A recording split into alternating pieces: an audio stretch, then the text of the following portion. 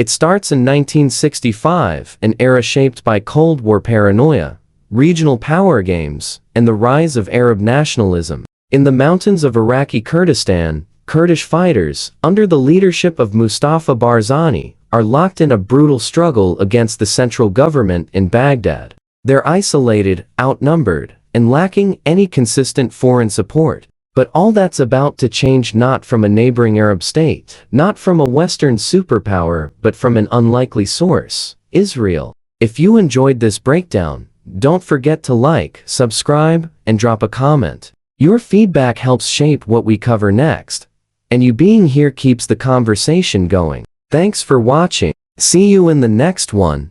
Yes, Mossad, Israel's intelligence agency, answers the call. And what follows is one of the most unlikely covert partnerships in Middle Eastern history. At first glance, this makes no sense. The Kurds and Israelis shared no border, no language, and no religion. But what they did share was something far more powerful in the context of Middle Eastern geopolitics: enemies. Iraq, the Arab nationalist regimes, the growing threat of Iranian interference. For Israel, this alliance was never about moral alignment. It was about strategic positioning. And for the Kurds, it was survival. So Mossad moved in quietly. Using Iran as an intermediary, Israeli agents began working hand in glove with Kurdish forces. This wasn't surface-level support. It was a full-scale clandestine campaign. Weapons were smuggled through Iranian territory. Israeli trainers taught the Peshmerga modern guerrilla tactics.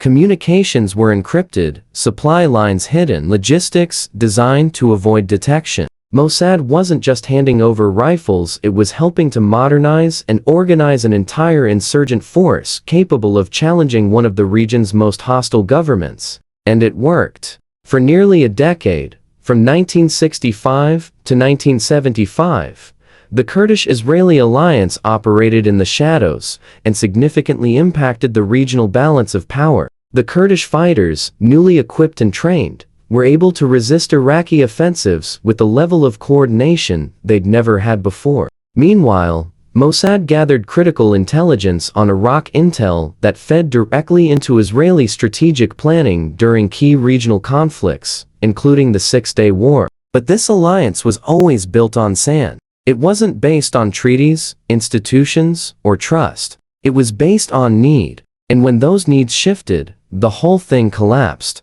In 1975, Iran and Iraq signed the Algiers Agreement, a deal that normalized relations between the two, in exchange for Iran halting support for the Kurdish rebellion. That meant the end of Mossad's access. The covert support vanished overnight. The result was brutal. With Iranian and Israeli support gone, Kurdish fighters were exposed. Baghdad responded with a massive military offensive. Thousands of civilians were displaced. Barzani went into exile, and the resistance collapsed. That moment, the betrayal of 1975, would hang over every future Kurdish alliance. It proved, painfully, that strategic partnerships in this region are transactional. That for small, stateless groups like the Kurds, foreign support always comes with an expiration date. But despite the devastation, the relationship didn't fully die. Decades later, during the Gulf War,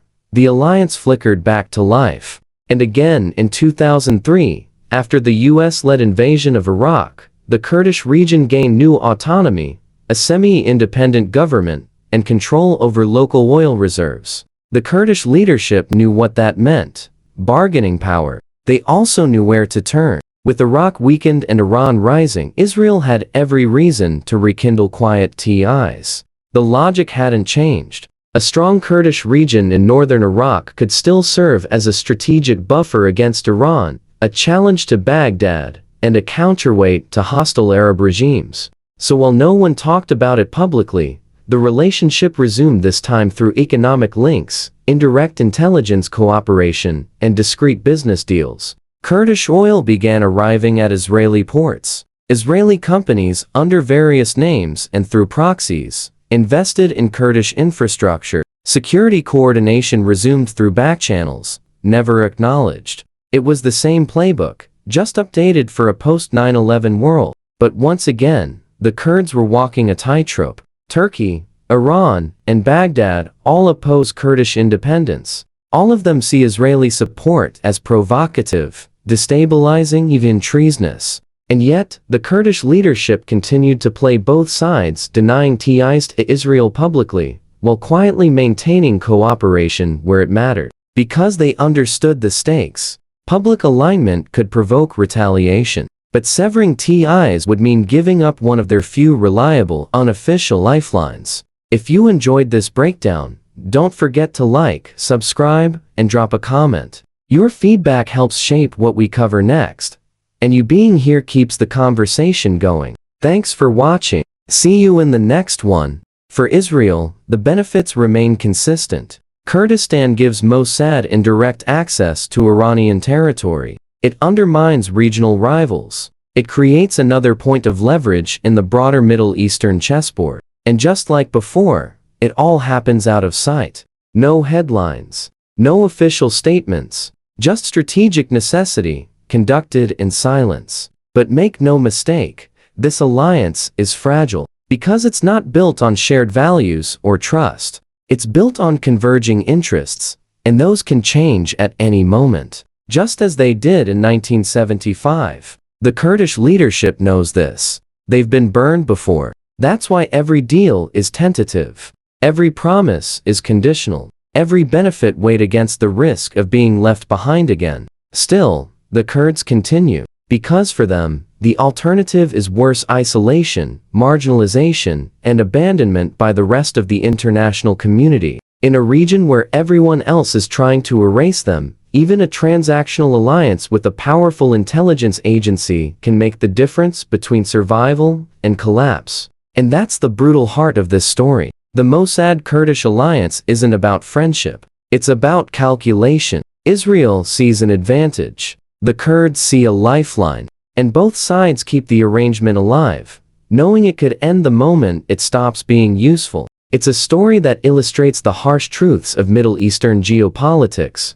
Alliances are rarely about loyalty. They're about leverage. They shift with the tides of war, diplomacy, and power. And the ones who pay the highest price when those tides turn are almost always the smallest players on the board. So what do we take away from all this? That the enemy of your enemy really can become your partner.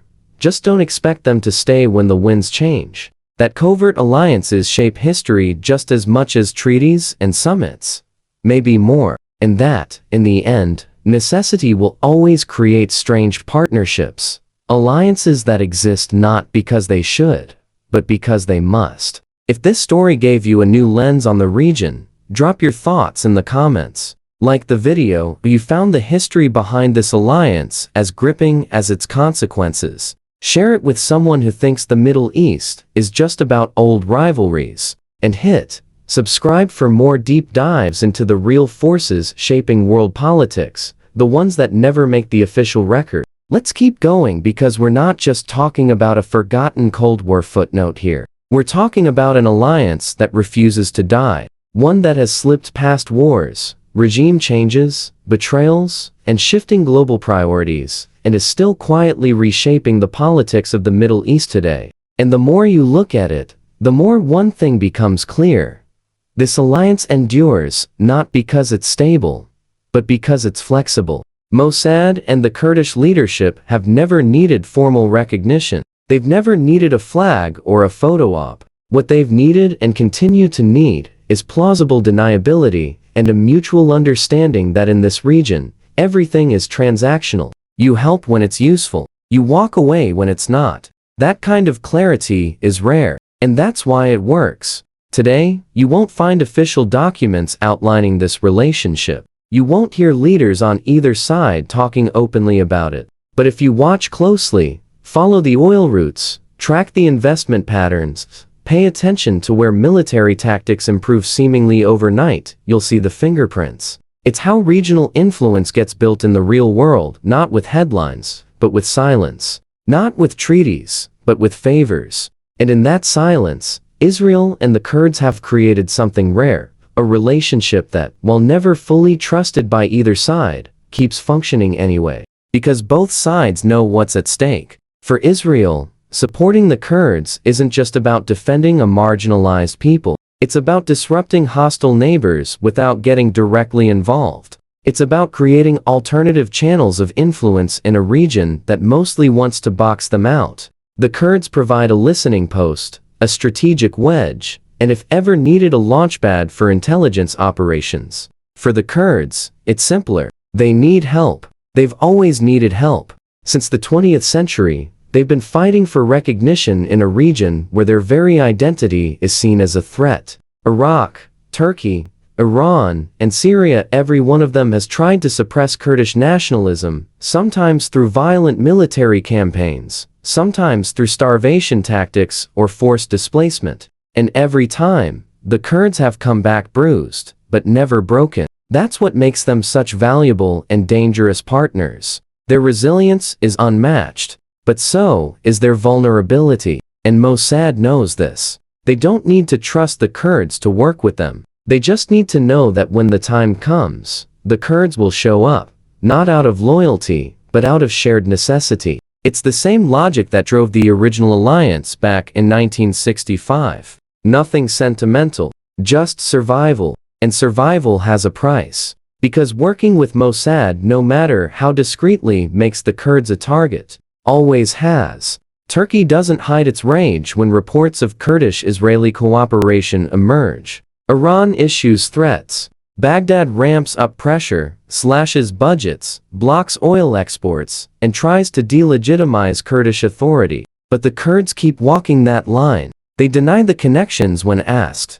They avoid pushing the relationship into public view. But they don't sever it. They can't. Because in a world where your closest neighbors want to erase your identity, a distant ally, even a cold one, is better than isolation. And Israel? They understand the math just as well. As long as Iran remains the top threat, and as long as the Kurds can offer them regional leverage, the alliance will continue. Unofficial, unconfirmed, but very real. There's something deeply unsettling about that arrangement, but also something brutally honest. Because this is what geopolitical survival looks like. It's not about ideals. It's not about loyalty. It's about playing the hand you're dealt, and making sure the other side still sees you as useful. That's why this relationship has outlasted nearly every formal alliance in the region. Because it never needed to be more than what it is. A quiet agreement between two actors who know the world won't protect them, so they protect each other just enough to keep moving forward.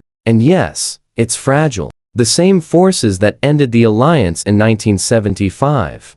Regional realignments, backroom deals, sudden betrayals could end it again. If Israel and Turkey fully normalize ties and decide that Kurdish cooperation is too risky, the Kurds will be cut off. If the US pressures the Kurd to fall in line with Baghdad, Israel might pull back. If Iran reasserts influence in northern Iraq, everyone recalculates. But until that happens, the relationship remains in play, carefully, cautiously, and always in the background. This is the paradox. The alliance works because it doesn't overpromise. It thrives in uncertainty. There's no illusion of permanence. No, there's no perfect ending here. No triumphant handshake or neat resolution. Just an ongoing arrangement that exists in the margins, shaped by history, defined by strategy, and always one betrayal away from collapse. But maybe that's the most realistic kind of alliance the Middle East allows. And maybe that's why it lasts. Let's be honest, this is the kind of story that never gets the full spotlight. Because it doesn't fit the clean narrative. It's not the kind of alliance you read about in textbooks or see celebrated on diplomatic stages. It's raw. It's strategic. It's built on necessity, not niceties. And that's exactly why it matters. We're talking about two actors: Israel, a state born out of conflict and global indifference, and the Kurds, a nation without a state, left in limbo by borders drawn in boardrooms after World War I. Both have spent decades watching the international community turn a blind eye when it suited them. Both have learned the hard way that if you don't make yourself valuable, you get ignored. Or worse, you get erased. So they found each other, not through shared language, religion, or culture, but through the cold clarity of shared enemies. From the very beginning, this alliance was less about trust and more about timing. In 1965, Mossad didn't swoop in to save the Kurds out of moral obligation. They did it because it weakened Iraq, disrupted Arab unity, and gave Israel eyes and ears where it had none. And the Kurds? They knew they weren't being rescued, they were being armed to fight someone else's war on their own land. And still they said yes. Because when every other door is closed, you take the one that's cracked open, even if it leads into the shadows. What's fascinating is how both sides have kept this arrangement alive through every political earthquake in the region. The Shah's fall, Saddam's rise and fall, the American invasion, the Arab Spring, the rise of ISIS, the growing Iranian footprint in Iraq and Syria. Through it all, the Mossad-Kurdish alliance didn't collapse, it adjusted. It recalibrated. It moved off the battlefield and into oil markets, intelligence corridors, and investment channels. That kind of resilience doesn't happen by accident. It happens when both parties know how to survive instability. And that's something the Kurds and Israel know better than most. But let's not romanticize it. This is not a story of two underdogs banding together against the odds. This is a story of a region that punishes idealism. A region where alliances don't come with guarantees, only with expiration dates. And the Kurdish people? They've seen those dates come and go, again and again. In 1975, when the Algiers Agreement was signed and Iran dropped its support, the Kurds were abandoned overnight. No backup plan, no warning, just silence. Israel, cut off from its access point through Iran, couldn't help them or chose not to. And Iraq pounced. Thousands were displaced, leaders exiled. That betrayal still lingers in Kurdish memory like a scar that never fully closed.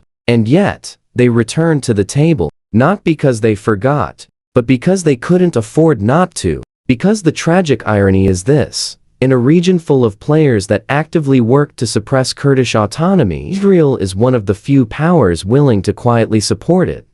Not for justice, but for leverage. And that's the price. The Kurds aren't allies. They're assets. And the second that asset becomes too expensive, too inconvenient, or no longer strategically useful, the calls stop coming. So why do the Kurds still say yes? Because they understand the game. They've had to. They know that visibility alone doesn't protect them, strength does. And strength comes from training, intelligence, access to global markets, and the kind of indirect support Israel can still provide. They're not deluded. They're strategic. They've learned that survival doesn't come from idealism, it comes from remaining valuable, even if that means making deals in the dark. Because when things get tense, when tensions rise, when someone needs to disavow, there's nothing on paper, no treaty, no declaration, no fingerprints, just a decades-long understanding.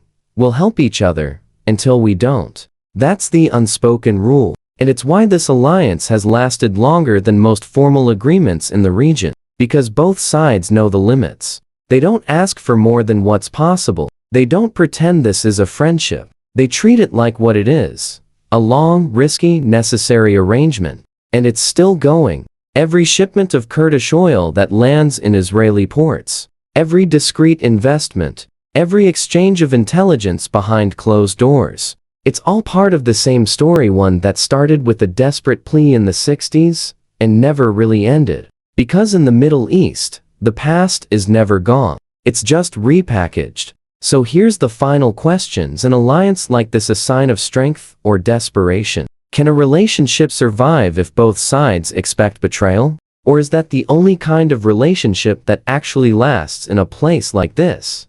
Leave your take in the comments. If this story pulled back the curtain on the real mechanics of power in the Middle East, hit that like button. Share it with someone who still thinks geopolitics is about trust. And subscribe for more deep dives into the stories that don't get told, but never stop shaping the world.